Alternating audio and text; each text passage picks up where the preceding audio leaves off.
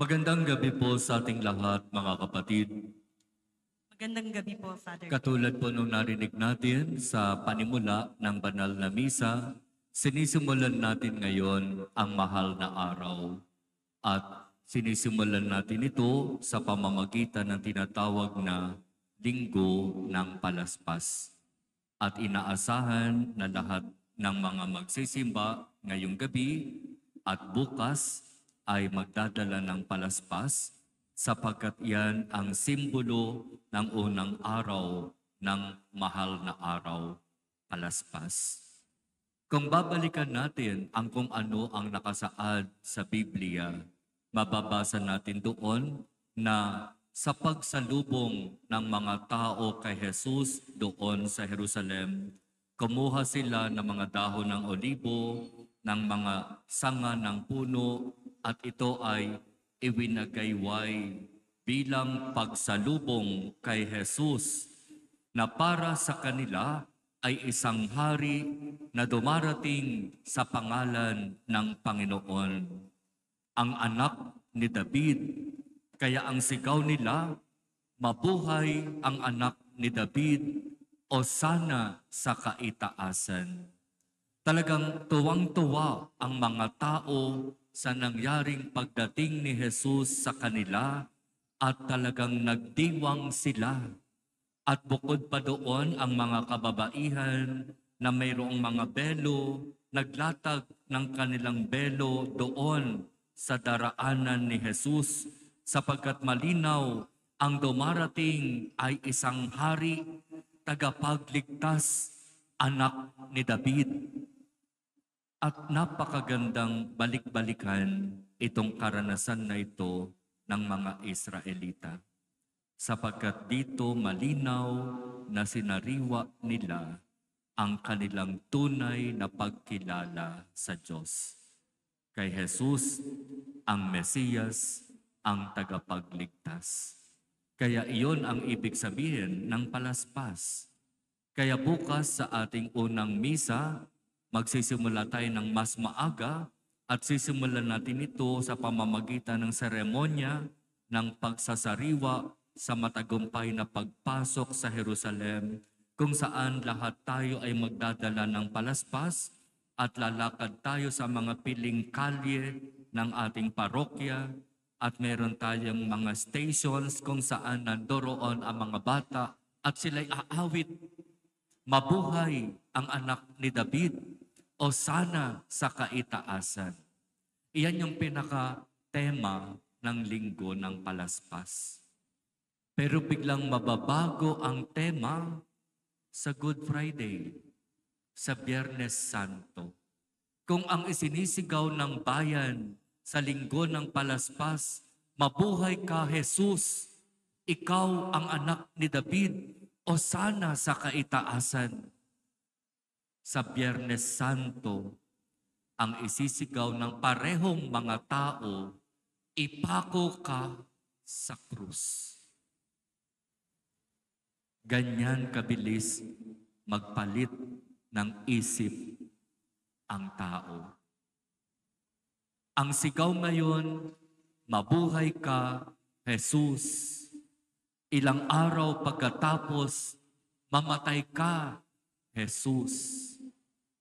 Bakit nagkaganon? Sapagkat ang mga tao ay masusulsulan ng mga pariseyo, ng mga eskriba, ng matatanda ng bayan. Itong mga tao na ito, simula't simula, nagtanim ng galit kay Jesus at naghanap ng pagkakataon para ibagsak si Jesus. At ito na yung pagkakataon na iniintay nila. Kaya talagang sinulsulan nila ang mga tao at hinayaan na sumigaw ng malakas, ipako sa krus ang taong iyan.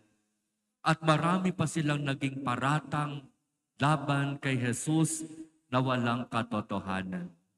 Pero kung babalikan natin ang Ebanghelyo ni San Juan, sinasabi doon, ang lahat ay mangyayari ayon sa plano at oras na itinakda ng Diyos. Pero ang magandang balita, mga kapatid, huwag nating kalimutan, nangyari man na si Jesus ay hinatulan ng kamatayan, siya'y nagpakasakit, naghirap at ipinako sa krus. Hindi nagtapos ang lahat sa kanya sa krus. Sapagkat 3 araw pagkatapos noon, siya'y muling nabuhay. Napagtagumpayan ni Jesus ang krus, ang kamatayan, ang kasalanan, ang kadiliman. Kaya napakahalaga ang mga araw na ito. Sasariwain natin, babalikan natin ang mahahalagang punto sa pagpapakasakit, kamatayan at muling pagkabuhay ng ating Panginoon. Bawat sandali sa mahahalagang punto na ito, pagninilayan at pagdarasalan natin. Kaya yung bibilin mong palaspas, hindi mo yan basta-basta itatapon. Alam natin yon. Iuuwi mo yan sa bahay. Saan mo yan ilalagay? Sa altar. Yan ay 1 taon na nandyan sa altar. O yung iba nilalagay sa may pinto, sa may bintana, para magpaalaala sa atin. Minsan, sinariwa natin sa ating simbahan ang naging matagumpay na pagpasok ng ating Panginoon sa Jerusalem at nakiisa tayo sa pagsigaw, mabuhay ang anak ni David. At iyon ang patutunayan natin at isa sa buhay natin sa buong taon. Na tayo ay malinaw na mga tagasunod ni Jesus. Na tayo ay malinaw na kumikilala at sumasamba kay Jesus na ating Panginoon at Diyos. Na tayo ay nananalig sa Kanya. Na matapos man ang ating buhay sa mundong ito, tayo ay Kanyang aakayin, papasok sa kaharian ng Ama. Kaya mga kapatid, magsisimula na ang ating mahal na araw. Magiging abala tayo sa maraming mga gawain, iba't ibang mga tradisyon, iba't ibang mga nakagawian na gawin kapag mahal na araw. Bawat individual, bawat pamilya, bawat grupo, bawat parokya, may kanya-kanyang pagkakaabalahan. Pero huwag nating kalimutan ang kung ano ang pinakamahalaga.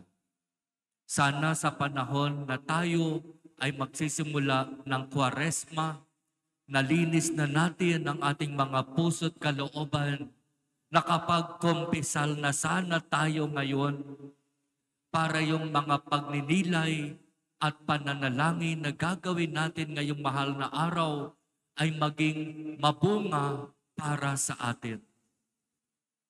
Sana sa panahon na ito, ng pagpasok natin sa mahal na araw, talagang maglalaan tayo ng quality time sa pananalangin, sa pagninilay, upang tunay na magkaroon tayo ng pagbabago ng kalooban at ng pagbabago ng buhay.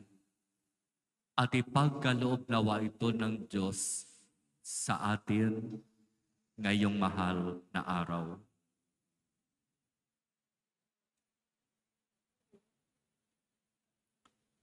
Amen.